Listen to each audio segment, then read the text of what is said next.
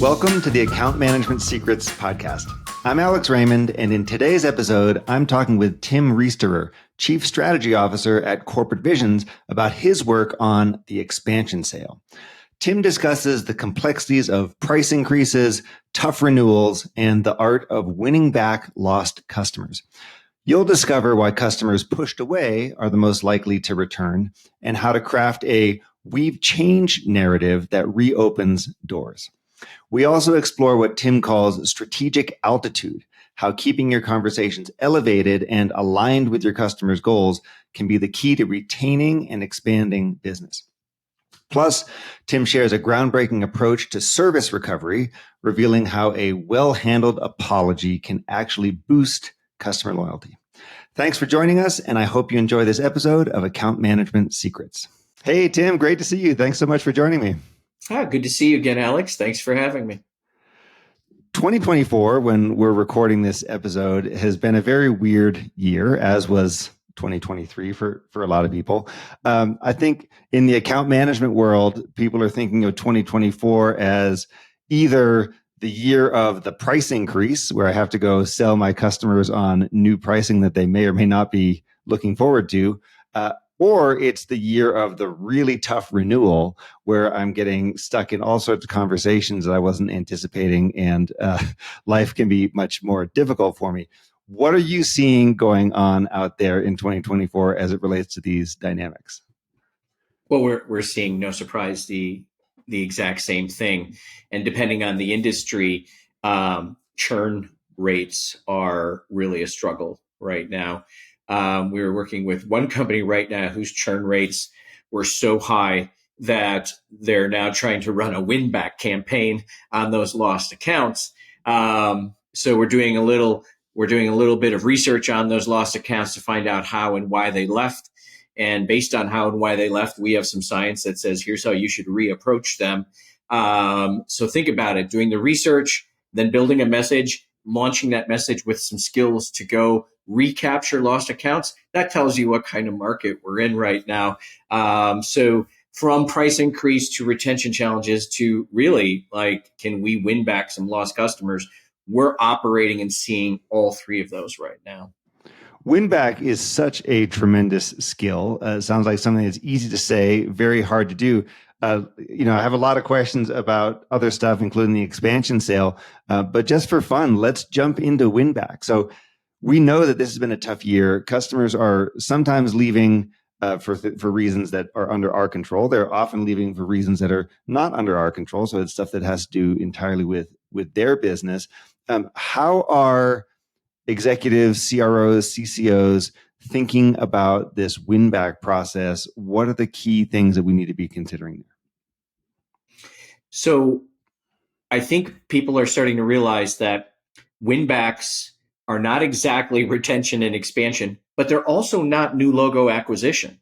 It's sort of new logo, but the lowest hanging fruit. Like winning somebody back who had some experiences with you is easier than just taking net new share. And so that's point number one. Point number two, though, is that you need to understand why they left, because certain reasons for leaving are more likely to result in a potential opportunity for a win back than others. But when we ask buyers who left and we ask sellers who were part of those deals, they have different responses or thoughts on which thing will be the reason to return. So what we identified is there's three reasons that people leave. That's the most important thing to know. They were either pushed away, something we did pushed them away, or they were pulled away, where the competition came in and did something pretty snazzy, or they were priced away. And that, at the end of the day, somebody just said, yeah, I don't think there's any difference here. I'll just take the cheaper brand. Now, I always then we ask the buyers and we ask the sellers, in which case would somebody be most likely to return? And because that's the one you want to go after. And I don't know if we want to play the game here, Alex, but do you have a guess? If somebody was pushed away, pulled away, or priced away, which one's the most likely to reconsider and potentially come back? If I had to guess, I would say pulled away. So it turns out it's pushed away. We don't think that because we're like, oh man, we screwed this up. Right. Right. And so we're like, there's no way they're coming back. Turns out if they were pulled away by something a competitor did, that creates an interesting bond. Got it. If they were pushed away by you, the chances are that your competitor's not doing that much better. Like they're like, oh my gosh, I guess the grass wasn't that greener. And so there's an opportunity, and we like to call it, like, when you try to win new business, you call it why change. When you're trying to win back business that you pushed away, it's we've changed. And we found that the pushed away customer, when you say, hey, we've listened to a lot of you and we've heard these things, and these are the things we've worked on. Because the grass isn't always greener, a lot of vendors struggle, that they're like, I remember the good old days, and it looks like you fixed some of these things. That is the highest likelihood of return. The priced away also is fairly high to return, but do you really want them back is the question, because it just means they're sort of a ping pong ball. But the question you should ask people who are priced away is simply this: hey, how's it going so far?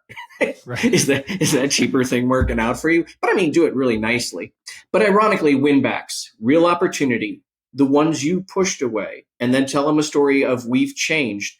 I take identifying the things that have been identified, that they've shown us, right, former customers, and then the things we've done about it. We've helped companies return customers after supply chain problems during COVID.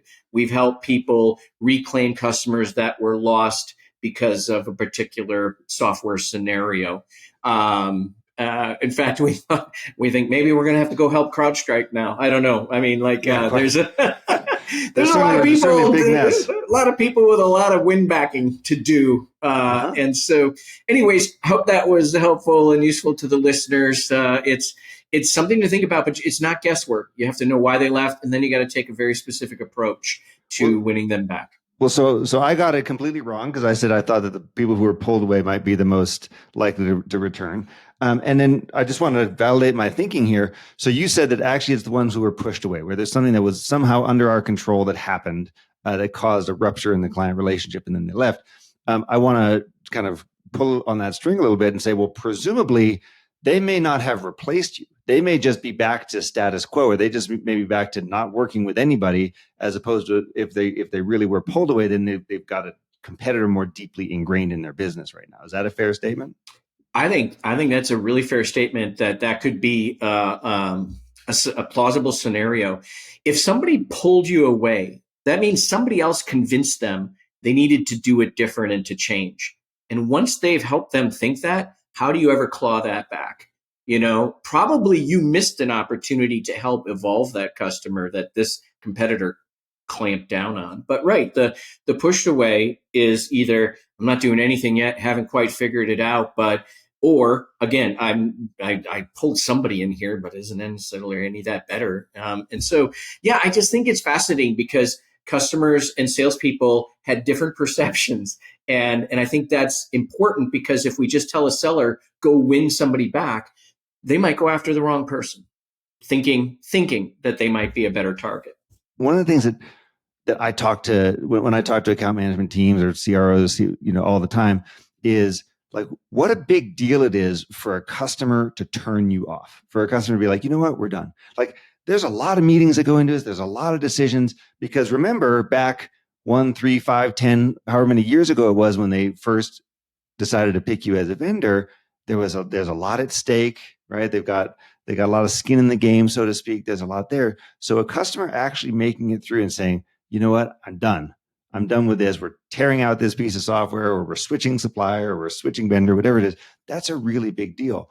And because inertia is essentially, you want to hope inertia is on your side. Status quo is on your side once you become the vendor. And I know you talk about this all the time in the context of the expansion sale, or the difference between selling a new logo and an existing logo. But it is a big deal to sit there and say, wait, there are certain dynamics that are in our favor that are going to mean that the customer should want to stay with us.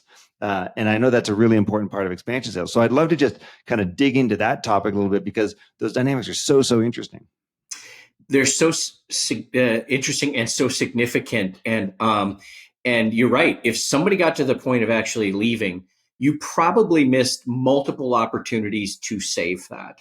So let's just talk about status quo bias, and then I want to talk even about apologies and something called service recovery paradox, because that's really important. That somewhere in there, if somebody left due to some problems, there was a window in which you could have solved those problems, and you could have retained and in fact restored and even increased their loyalty if you had handled it right in the first place. We'll come back to that. So let's just talk about the fact that to get to the point of leaving means that buyers who have invested time, money, and stomach lining in bringing your solution in, getting it integrated, getting people onboarded, changing, process and change management, changing nomenclature, whatever it all is, they did all that. They sunk all that cost, and they still said, it'd be worth us to rip that out and redo that whole thing. It's a big deal. It's a huge deal. So the thing is that sometimes they forget what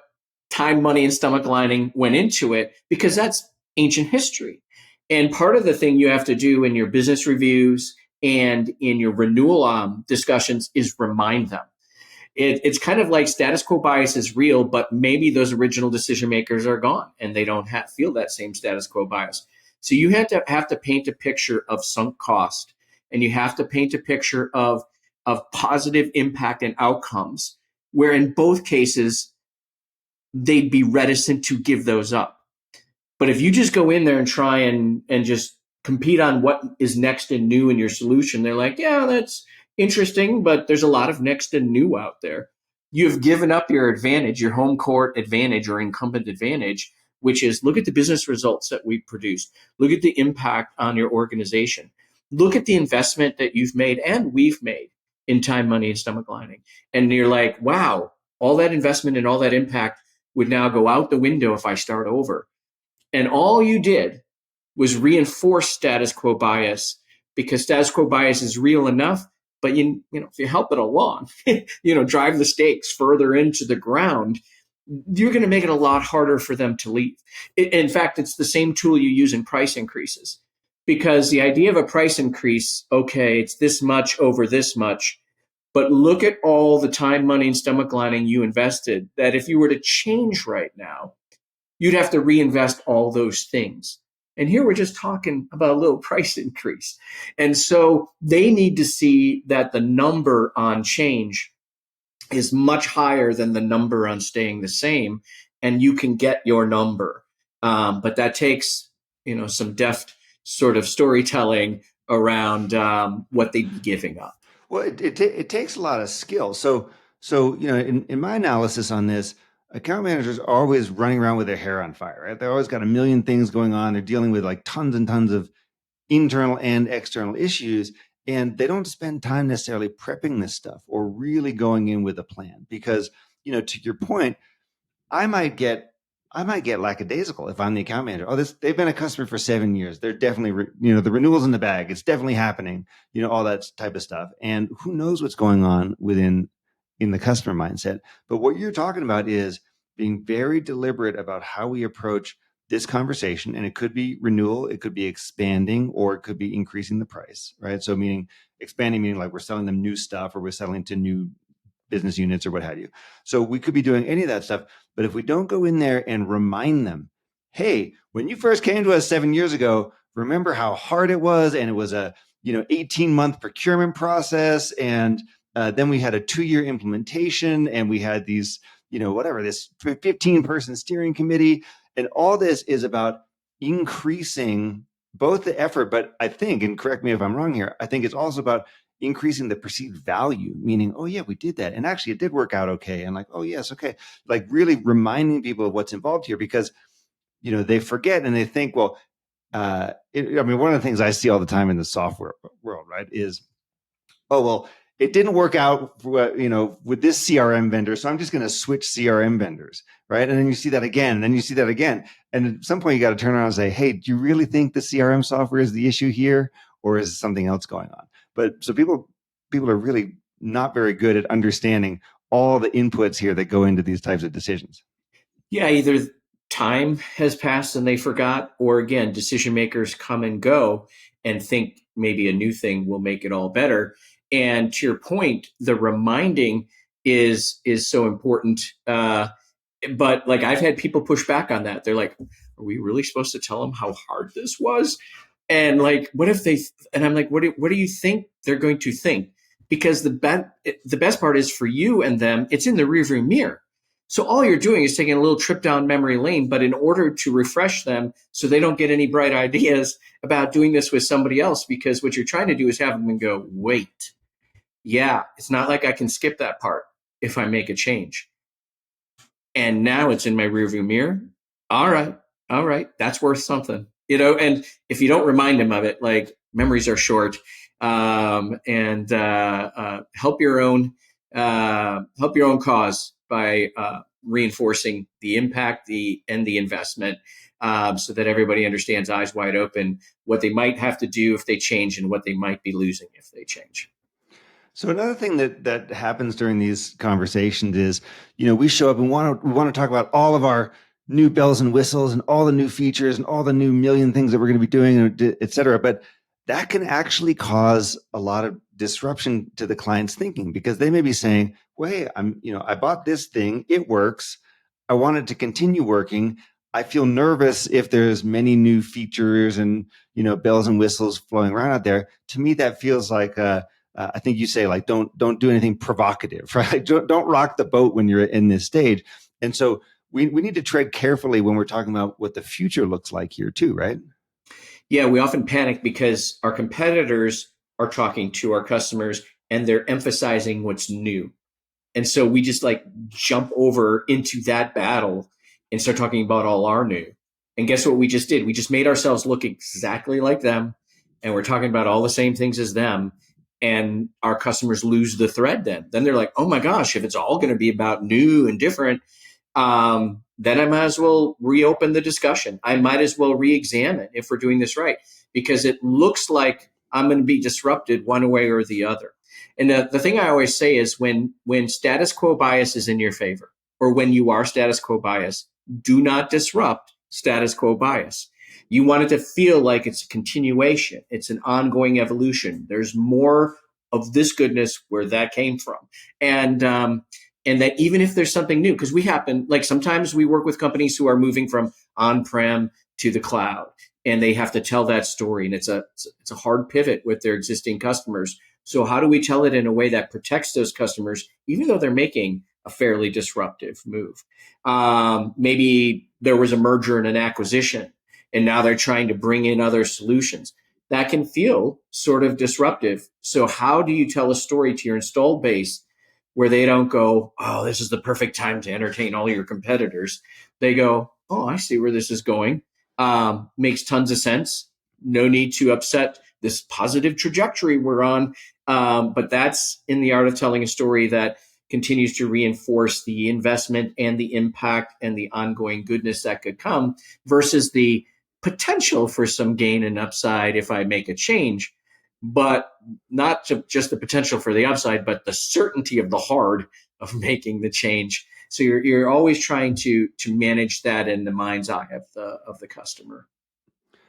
Let's talk about the relationship management part of this, right? So one thing is the messaging. The other one is to really lean into the established relationships, lean into the history, lean into the partnership that we might have together. What are the elements about just like the human to human communications and processes here that are going to help this work out easier for us?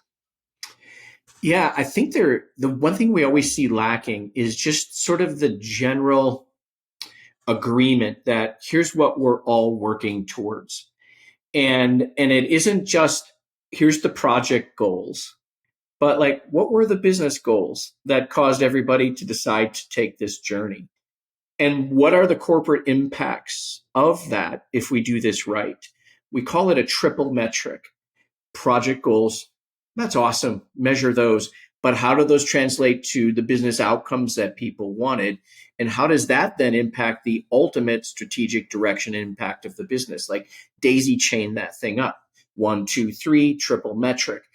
And that becomes your guiding story. It's like it's like the opening remarks of your QBRs and follow-on meetings is, this is why you bought this stuff in the first place. These are the goals you wanted to see happen. Let's show you how we're tracking against those. and not just get stuck in project progress, project timeline, Gantt chart, land, Visio diagram, red, yellow, green. You got to keep the prize right ahead of you. And it isn't like you just made it up. It should definitely be the thing that moves from the sale into the success motion. And as an account manager who runs EBRs or QBRs, it's the opening gambit is to say, let's take a look at what we all agreed to, and now let's look at this triple metric and how far we've come.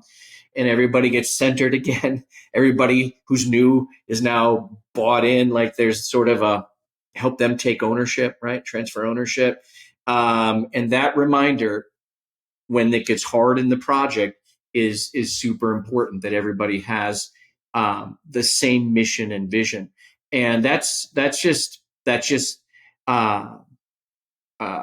I just literally came from our company bought a new piece of software for our sales team to use, and they were doing a little walkthrough tutorial, and boy, we were getting in the weeds of how you can find a piece of content and email it from here and send it out, and it's like the mission of improving. In this case, digital sales rooms, so that you can have a shared experience between the seller and the buyer. Like, whoo, got lost in the minutia of, well, are we on Gmail or Outlook? And is this going to connect to that? And do we have single sign-on?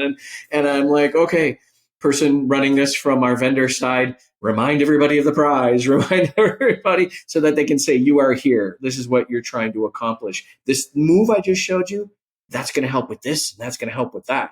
Oh, okay, got it. And so I hope that wasn't too much of a ramble, but it's so important, I think, in the day-to-day of the partnership to see the vision, be reminded of the vision, and show how the thing we're talking about right now helps manifest that vision.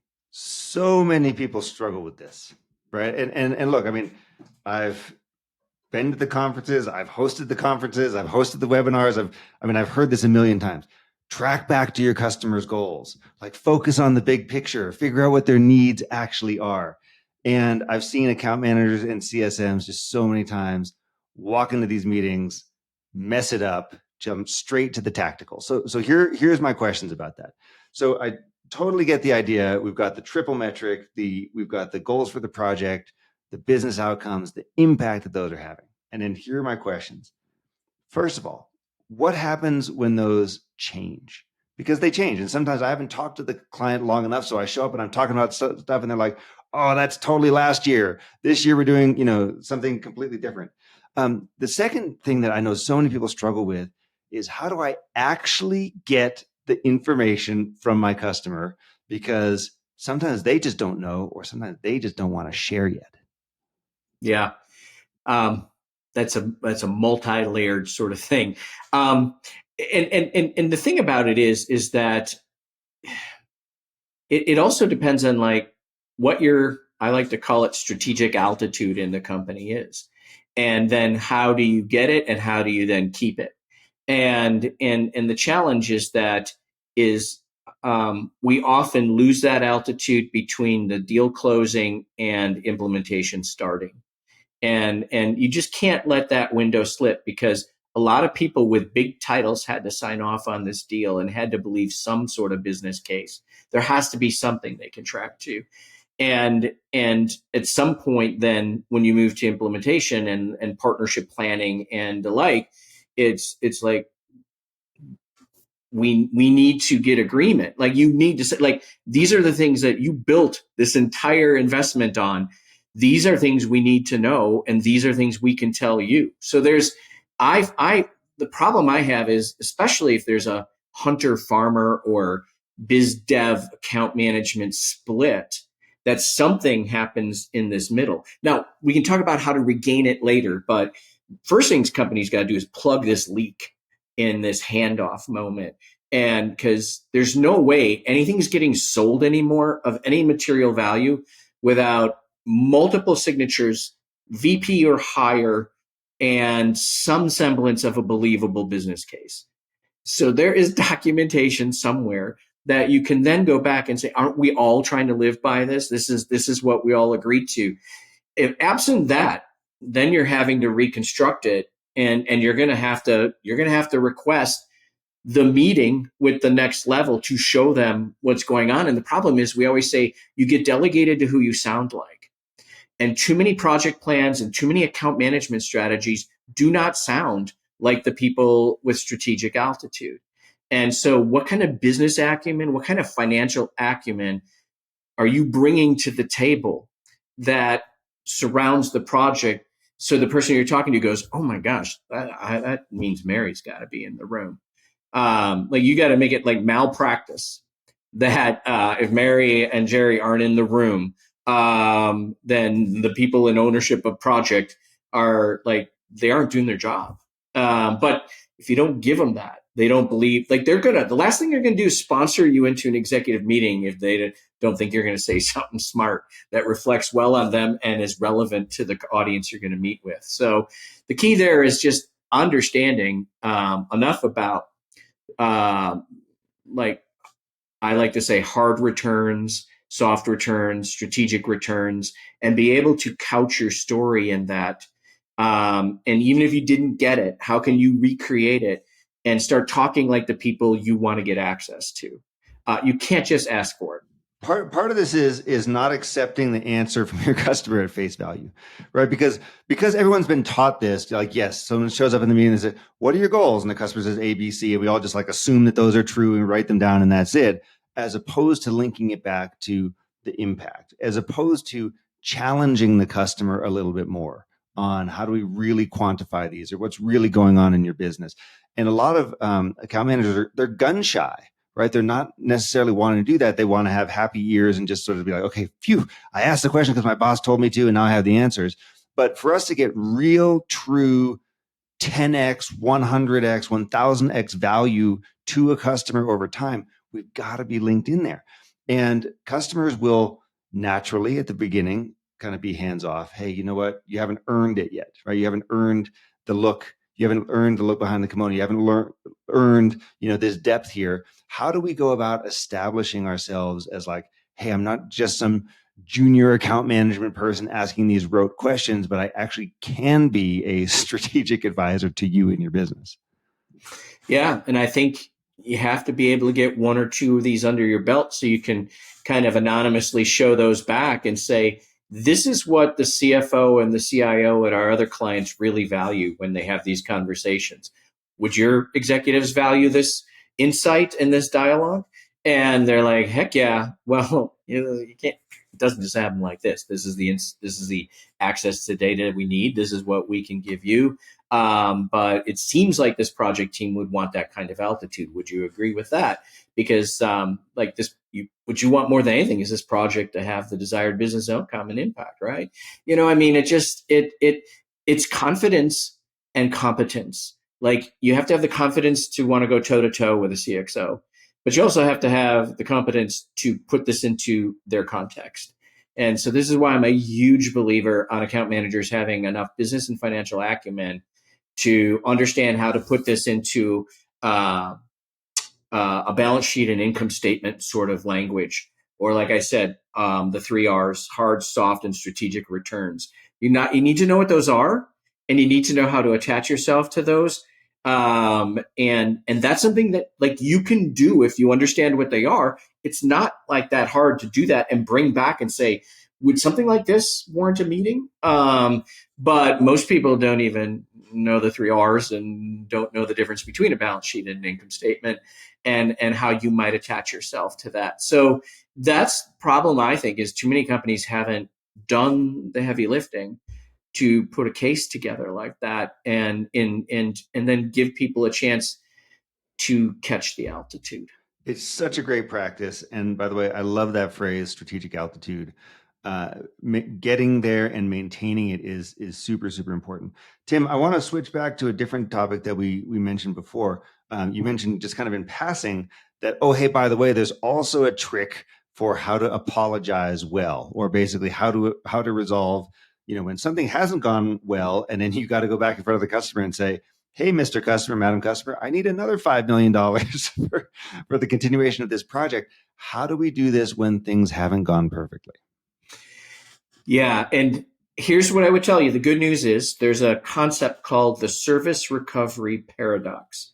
It's a paradox for the very reason that you're having a service problem, but if you recover well, you can have greater awareness and advocacy and loyalty after the problem is rectified than if you would have never had a problem in the first place. So it's the paradox because you're like, oh, no problems no problems at any cost. And when you do, you're like, your soul's crushed instead of going, all right, here's an opportunity. And we go into panic mode and desperation mode and finger pointing mode or whatever it is, because it feels like the right thing to do and just a bunch of sorries.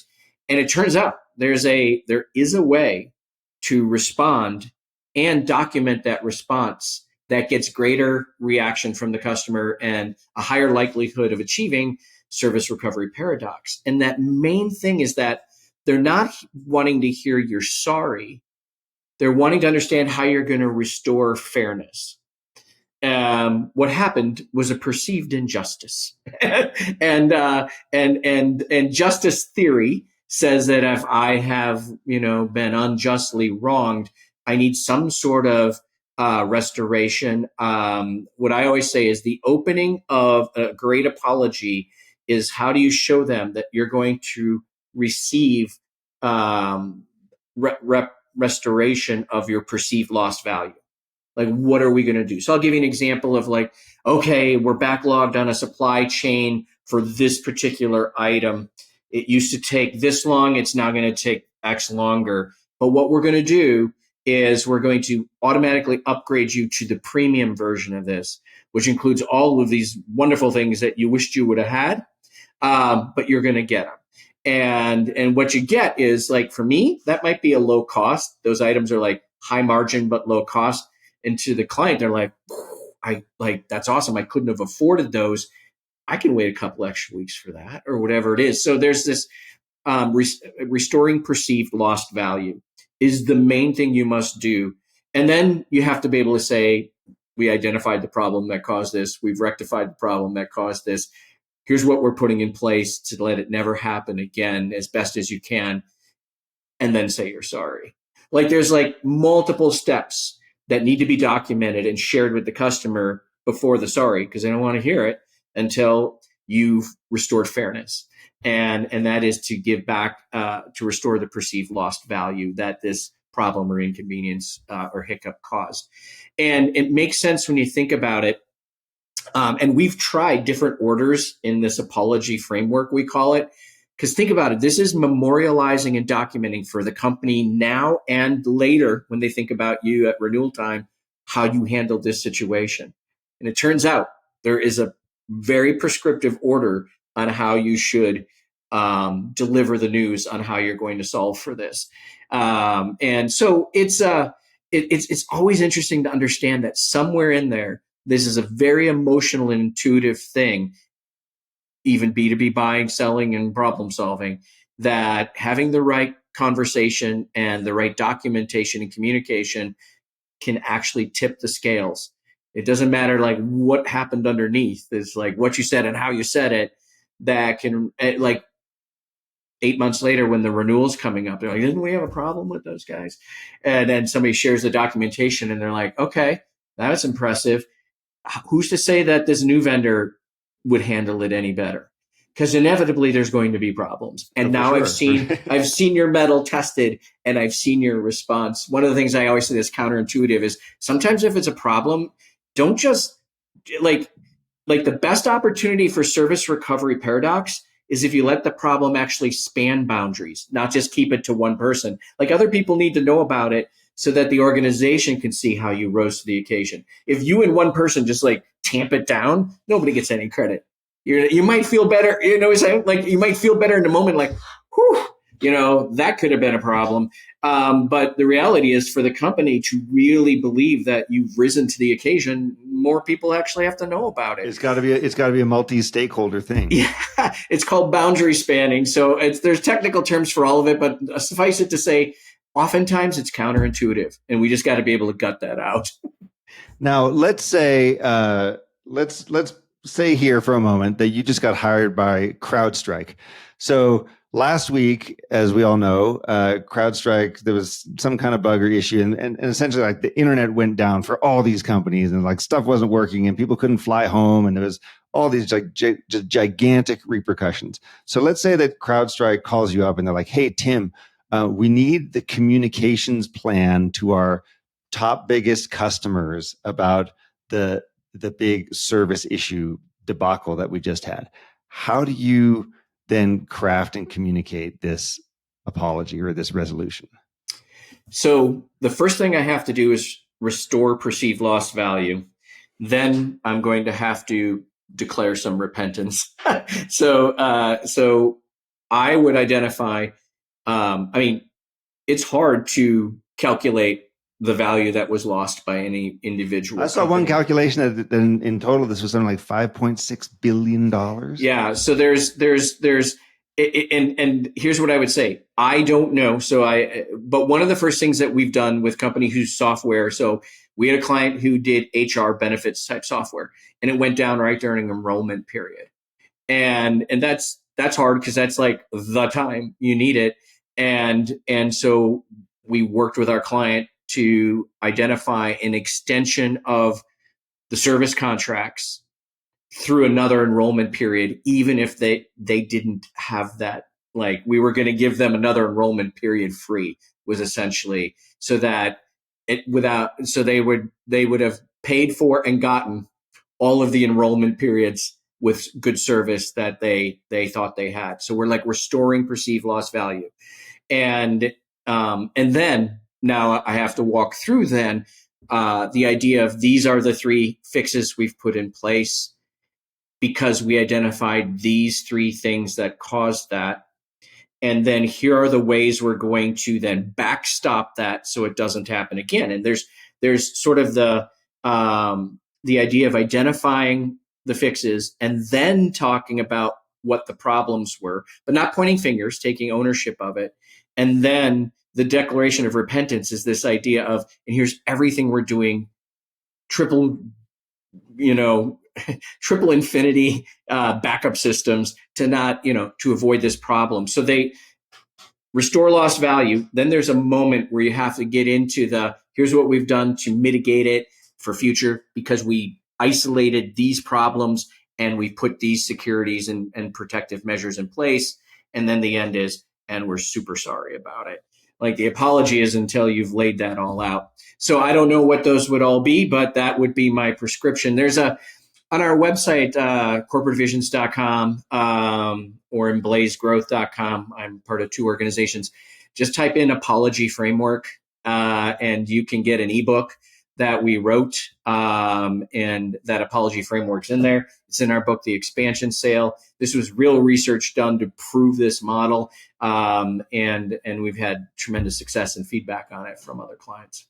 Awesome, great. Well, thank you. Thanks for walking us through all those elements of how to retain and expand and grow in 2024. I want to end just by asking you about your new research and new work that you're doing. Obviously, at both Corporate Visions and at Emblaze, you're constantly talking to B2B sellers, B2B buyers, trying to understand what's going on out there.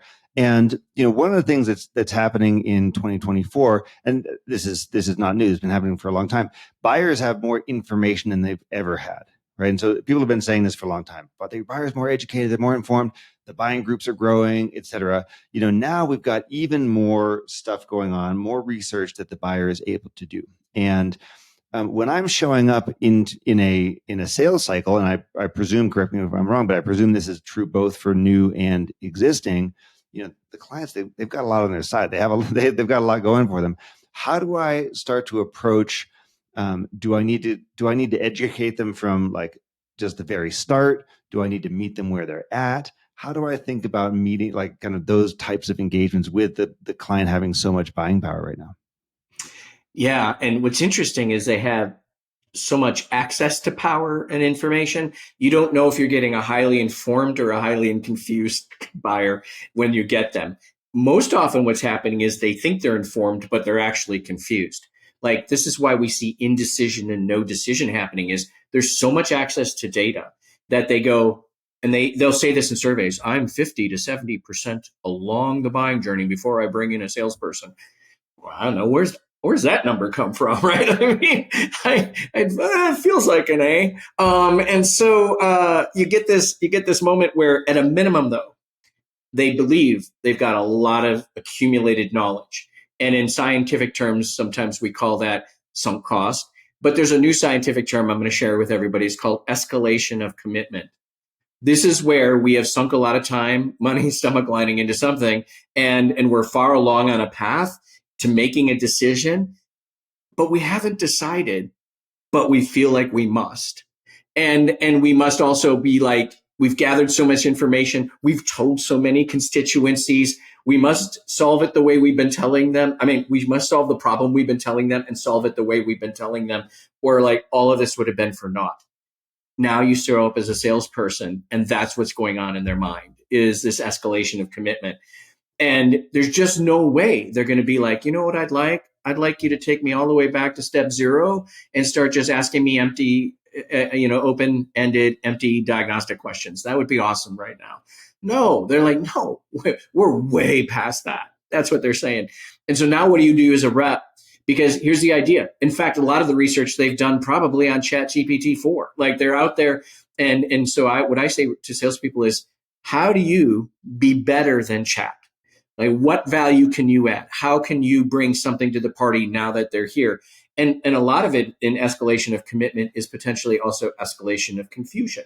And it's an opportunity to help facilitate some clarity and help them understand what they need to do yet. Here's what happens, though. You get there and you find out, woo, this thing is not maybe tilting in my favor. They've got a problem that isn't our best, and it's a solution they're thinking about that doesn't land in our sweet spot. But yet you see other clients like this, and you're like, hey, here's what we've seen. Here's what this is looking like. And there's a whole process to de-escalate commitment, but not take people all the way back to the beginning, so that you can add some value in helping to gain problem statement agreement and then right solution alignment. And problem statement agreement and right solution alignment in a moment of an information saturated buying journey is, like, to me, the new superpower for sellers, because it's going to help the customer facilitate clarity, but it's also going to help you position yourself as adding value, differentiation, and giving yourself a shot at this deal. And so we're doing research right now that I talked about earlier, why change, and we've changed. And sometimes when retention, we call why stay. Apologies, we call why forgive. We're always talking about it from the customer's perspective and the question they're asking themselves. And this one we're tentatively calling why reconsider. Why should I reconsider kind of how far along we are? Again, not wanting to go all the way back, but step me back a little bit to make sure that we're on the right trajectory. And we're learning through the research, and I don't have all the results for everybody right here, so I just have to come back, Alex. We're learning through the research that there are do's and don'ts when a buyer thinks they're that far along that will get you in the deal in a position of some leadership in that deal, or they will say, thanks for the information, but see ya, like we're too far along, sort of thing. And so there's going to be some do's and some don'ts, and I'm looking forward to bringing the why reconsider, how to realign, if you will, your customer buyer, and be better than chat in the very near future. Okay, cool. Well, you're definitely welcome back so that we can continue that conversation. One of the things that I've heard some really smart sellers do is just ask some basic questions like, what are your assumptions about XYZ? What are your assumptions about the problem you're having? What are your assumptions about the solution that you think would be the right fit? Those can be a helpful way to start that reframing process, because you're right. Nothing will drive a potential client crazier than you show up and you're like, let's just go back to the basics. Tell me about your team. Tell me about your this. And the client just like wants to strangle you through the Zoom window. Yeah, we talk about things like root cause benchmarking questions, like getting to the root cause to make sure that they're working on the right thing. We have things called pain radiation questions, like who else is this affecting? How broadly is this affecting people? Because when people start talking about it, they start sharing more thoughts about what the actual problem is. And then we call them silent killer questions, like questions you can ask about, like you can offer insights with that. Silent killer questions. Hey, I'm sure you've read about this happening to this company, or I was working with a company that had this happen. Have you seen this too? Because you didn't mention it, but I was wondering if this is also a thing, right? And the reason you're doing that is silent killer or unconsidered need questions posit opportunities for you to solve things really well that you know you can solve well. And now they need to put that on the list. But you want that problem statement list to be favorable to you. So there's ways we call it problem-minded discovery as opposed to solution-minded discovery, just running with it and saying, how do I compare and compete to, hey, how can we establish this as important and right and perfect for you? And, just so happens that we can do something about that too. Fantastic. Well, hey, Tim, thank you so much for joining us and giving us some real practical advice on how to do the expansion sale, how to do the price increase, how to deal with a problem that might have happened, how to link this back to the triple metrics that we know our customers ought to be caring about. And thanks for the preview on this upcoming work around escalation of commitment. Thanks so much for being here. My pleasure. Look forward to doing it again. Thanks, Alex.